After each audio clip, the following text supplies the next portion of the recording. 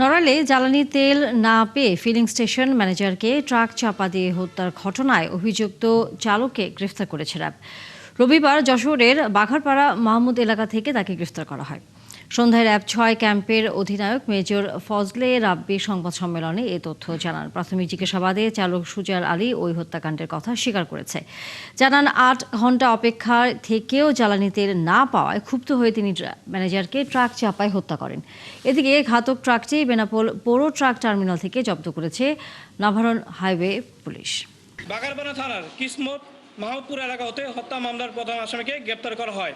এই বিষয়ে অভিযুক্তকে আরও জিজ্ঞাসাবাদ করা হচ্ছে, পরে আরও বিস্তারিত তথ্য জানানো হবে। প্রাথমিক জিজ্ঞাসাবাদের পরে উনি স্বীকার করেছেন উনি সন্ধ্যা ৬টা থেকে রাত ২টা পর্যন্ত পেট্রোল পাম্পে অবস্থান করেছিলেন তেলের জন্য।